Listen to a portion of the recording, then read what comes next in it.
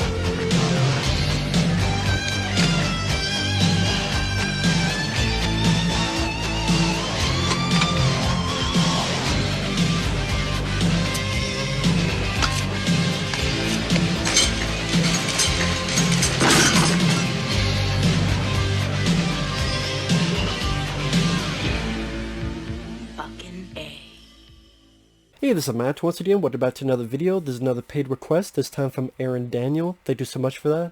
If anyone wants to request pretty much any other type of topics, reactions, reviews, re-reviews, pretty much anything, you just send a request either directly to my PayPal or join my Patreon. Both things are down below in the info box. Now, this is for, like I said, for Aaron Daniel, and he wanted me to talk about Unfaithful from 2002, which I had never seen, but I do like the director, Adrian Lyne. Some people pronounce it Adrian Lyne. He directed Jacob's Ladder, the 1990 Jacob's Ladder, which is one of my personal favorite films. He also directed Fatal Attraction, Indecent Proposal with Woody Harrelson and Robert Redford, I believe. It's been a while since I've seen that. And he's a very capable director. He also did 9.5 Weeks with Mickey Rourke and Kim Basinger. Now, this stars Richard Gere and Diane Lane, and that's one of the things that was a big positive for this movie. Those two did a wonderful job. And this is a flick that the title kind of tells you what it's about, but it's interesting in the fact of how it's done, because the way the story goes about, it becomes refreshing in a weird way. Because Diane Lane is this... She's married to Richard Gere. They have a son. And their marriage is happy. That's one refreshing thing about it. Usually in these type of movies, it's a broken marriage, or the husband's a piece of shit, or someone's a piece of shit, there's fighting, or there's some type of... Or their son or their daughter or someone passed away. No, it's a very happy, seemingly healthy relationship. All the way, they love each other, they care for each other, things are good. And like I said, it's interesting that they didn't go the more cliche path with that. One day, when it's very windy, Diane Lane has these books, runs into this guy, played by Olivier Martinez, helps her out, and you can tell that he's flirting with her, she leaves, then throughout the day, she leaves, come back, finally does come back, and starts this affair with Olivier Martinez, where, you know, Richard Gere is very nice, he's very busy with work, but he's not a shitty dad, he's not a shitty husband, it's not, I'm just all about work. He does try to get intimate with her and trying, but yeah, it's one of these things that happens where Diane Lane just got into this excitement of being with this guy who's much more passionate, almost forcing her, and she's liking it. And I would say these sex scenes are a lot more sexy than 9.5 Weeks, because like there's a scene where she fights with Olivier Martinez and they're like fighting in the hallway, and he fucks her like in the hallway. panties down and everything. I'm like, oh yeah, like I got more out of this than 9.5 Weeks. Where it was just, I mean, and I didn't hate 9.5 Weeks, but for how controversial that film was, I'm like, this movie's not, it's a bit more tame than people remember. Unless you're, oh my god, he fed her honey and food. But throughout the film, of course, Richard Gere's getting more and more suspicious, and I felt bad for him. But I mean, I like Richard Gere as an actor. There's been stories of him as a person. I don't know if they're true or not. That he's a hard ass. I don't know if it's true or not. But I really like the Mothman Prophecies. That's actually one I need to get on. I need to get that on Blu-ray sometime, because I remember really liking the Mothman Prophecies. I don't have it, sadly. Shit. But yeah, I really like that, and I'm trying to think. There's been others I've enjoyed him in, and he's an actor you don't see a lot nowadays. Of course, he was in Pretty Woman and Runaway Bride. That piece of shit movie 43, for some reason he was in that. But yeah, I just felt sorry for him. The only other people I recognized... Oh, he doesn't have a big role, but Eric Anderson. He has a small role as a guy who knows Richard Gere. Eric Anderson is Rob from Friday the 13th Part 4. He's a guy who's looking for his sister and has the creepiest death scene in Friday the 13th Part 4 where he's in the basement. Help, he's killing me, run, Trish, run, he's killing me, and kills him off. Jason kills him off screen in the basement. I'm like, oh, I knew I recognized that guy, so it was cool to see him in another movie. And so one thing leads to another. Richard Gere gets a private investigator and finds out what she's doing. And again, when I said refreshing, not only because it's not a typical bad marriage or any of the tropes as to why she did this. We need to have a reason. The husband's beating her up. The husband's shitty. The husband's not paying attention to her. No. Sometimes this happens too. And it's also refreshing that they have the woman do it. The last time I saw that was probably Cujo. When Dee Wallace Stone is cheating on her husband. And the husband seems like a decent guy. Because it's so typical that it's always the guy doing it. The guy's a piece of shit. The guy's this and that. So, again, that's the other one. Nowadays, it'd be the sexist. Or some feminist, like Grace Randolph, would be pissed off at it or something. But that made it, again, sort of refreshing. Keep using that word. I use a different word. But it made it more interesting. And also Diane Lane, she loves this. She loves the excitement, but like one time she oversleeps and picks her kid up late at school, and she's very apologetic to it. And I will admit, there was a part of me that really did not like her character because Richard Gere was so innocent. He didn't do anything wrong, and it made me really hate the Diane Lane character. I don't know if that was the purpose. I do think Diane Lane did a really good job acting-wise. I do like her as an actress. I think she's underrated. And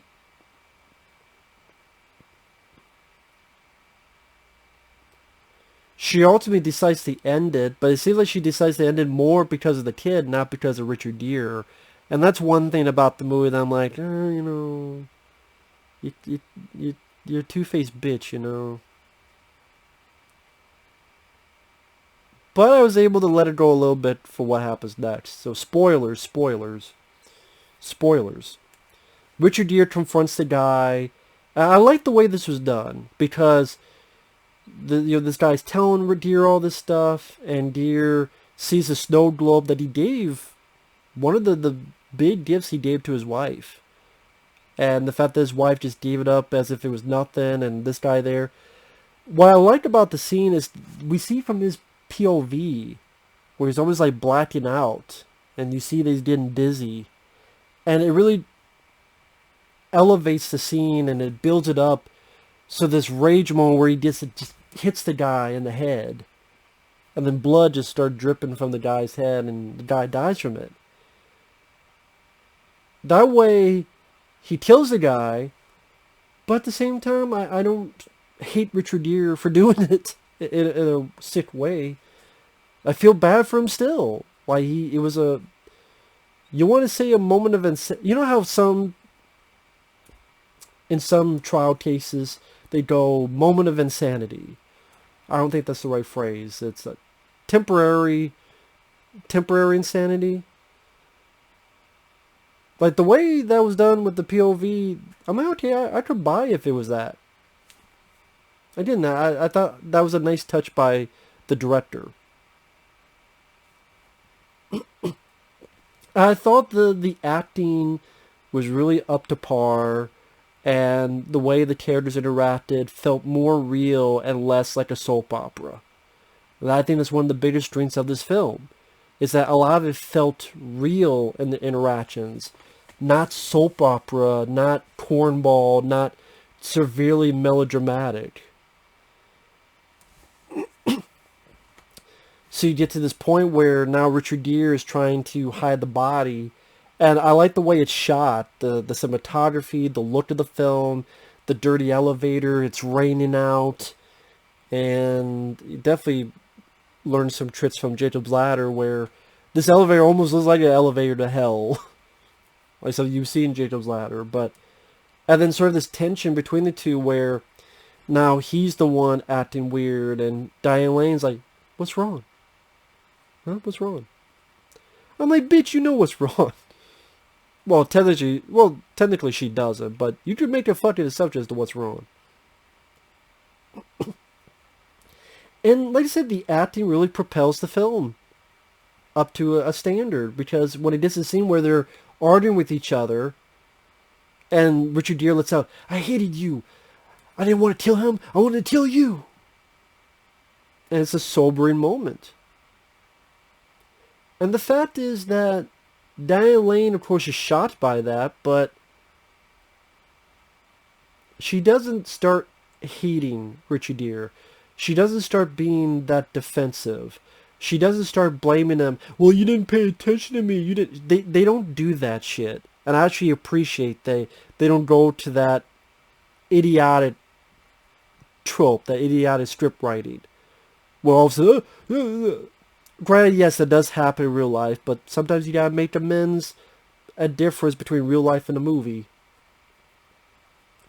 And the way it ended was interesting.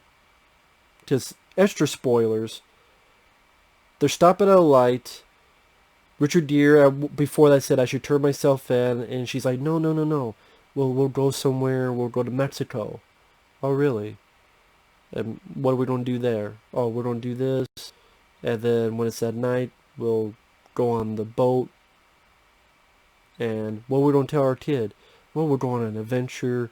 I like the way they play off that scene, how subdued the voices are.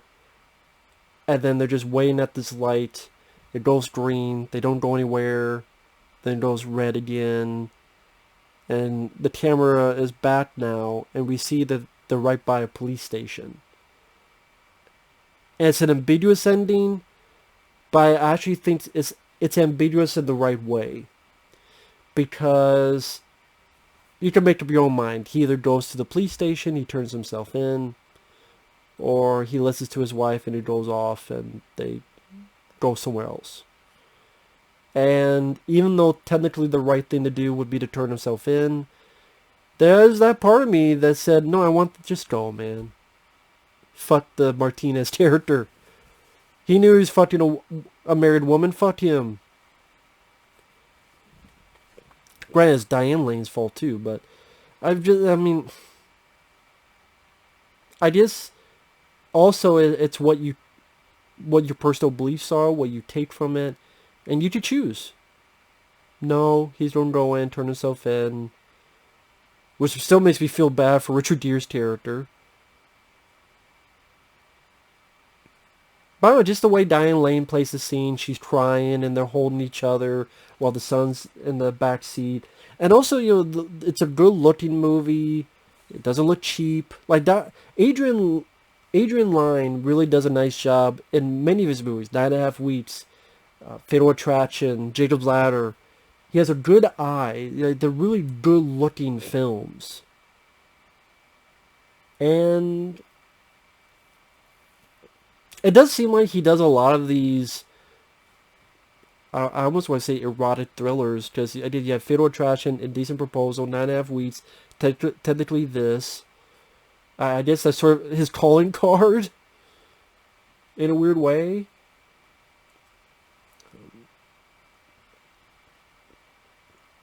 I'm surprised he didn't do Basic Instinct, but that was Paul Verhoeven. Like I said, the capable direction, the refreshing courses it does with the script and how it handles his characters. Although, again, there's a little bit of Diane Lane where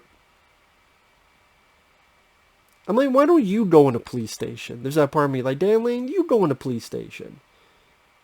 You're the one who deserves the punishment. So there's still that part of me that's like, okay, I would like to have seen more regret from her because of her husband. Not because strictly for her kid, but like, I can't do this to my husband. Like a few moments. Like maybe he's sleeping and she's looking at him. And like this look on her eyes. Like a few moments of that. Where you really truly feel her sorrow and guilt of doing this to her husband. Not just her kid, but to her husband as well. A few moments like that would have helped for me.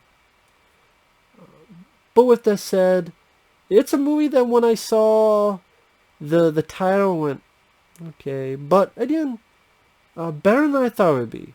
Much more interesting than I thought it would be. Because of those changes in direction. Doesn't go the same old beaten path. So that was nice. That was nice to see. So with that said, thanks for watching. We'll see you guys later. Bye-bye.